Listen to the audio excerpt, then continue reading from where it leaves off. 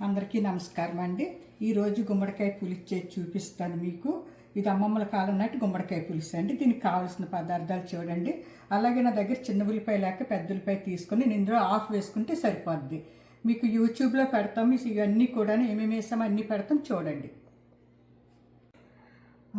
ముక్కలు కోస్తున్నాను చూడండి. గుమ్మడికాయ కడిగేసి ఈ విధంగా ఇంతంత ముక్కలు, ఈ సైజు ముక్కలు కోసుకోవాలండి. చూడండి, ఈ సైజు సరిపోతాయి ముక్కలు. ఈ ముక్క అంతా కూడా ఈ సైజు ముక్కలు కట్ చేసుకోండి.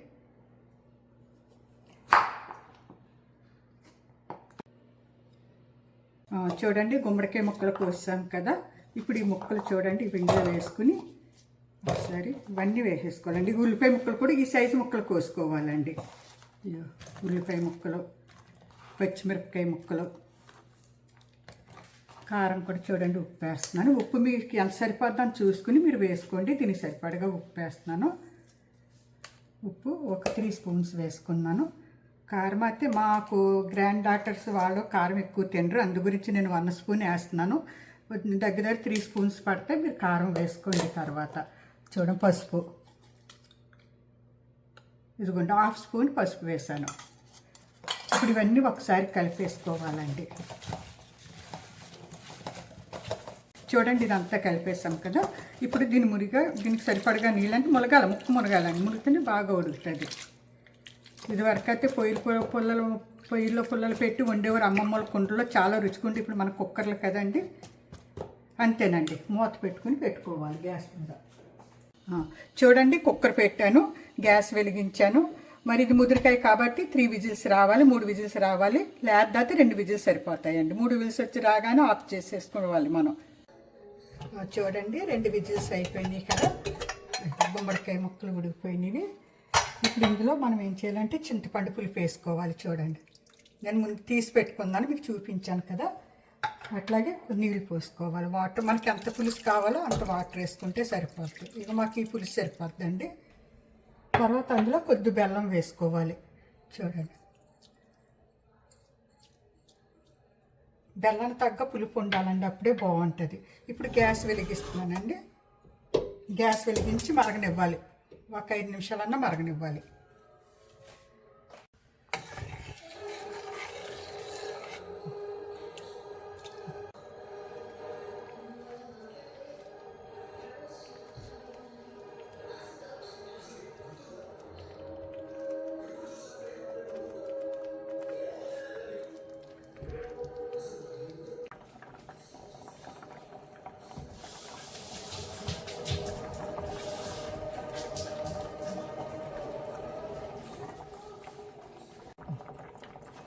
చూడండి, ఇప్పుడు మరిగిపోయింది కదా. ఒక 5 నిమిషాలు మరిగించేసాము. ఇప్పుడు కొత్తిమీర వేసుకుంటున్నాము. ఇప్పుడు కొత్తిమీర వేసుకుని గ్యాస్ ఆఫ్ చేసేసుకోవాలండి.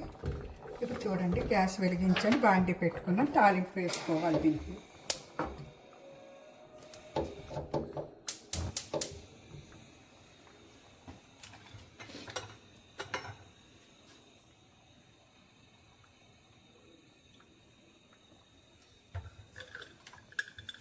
చూడండి, నూనె వేడైంది కదా.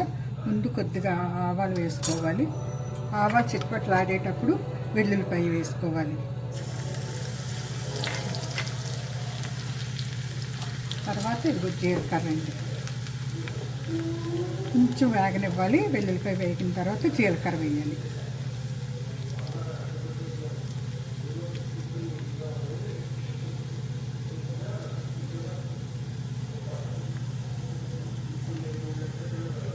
ఇప్పుడు చూడండి, జీలకర్ర వేసుకోవాలి. అవి వేగిన తర్వాత కరివేపాకు, కొత్తిమీర వేసుకోవాలి. కరివేపాకు, కొత్తిమీర కదండి, కొత్తిమీర ఇది. కరివేపాకుని, ఎండుమిర్చి వేసుకోవాలి. రక్తం ఆడిపోతాయి ఇప్పుడు వేసేస్తే.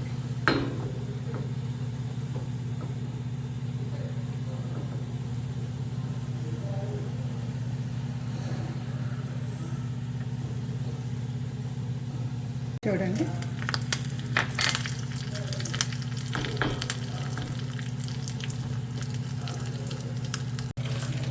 చూడండి అయిపోయింది కదా. గ్యాస్ ఆఫ్ చేసాను, తాలింపు వేసుకుని.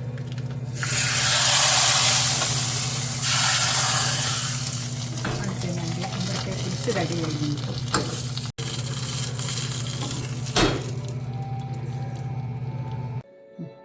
చూడండి, కూర రెడీ అయిపోయింది. మరి వేడి వేడి అన్నంలో సర్వ్ చేసుకుని చాలా బాగుంటుంది, చాలా రుచిగా కూడా ఉంటుంది. మరి మీరు కూడా అలాగే సర్వ్ చేసుకుని వేడి అన్నంలో వేసుకుని తినండి. ఈ వీడియో మీకు నచ్చినట్టయితే లైక్ చేయండి, సబ్స్క్రైబ్ చేయండి. ఈ వీడియో కనుక మీకు నచ్చినట్టయితే లైక్ చేయండి, షేర్ చేయండి, సబ్స్క్రైబ్ చేయండి.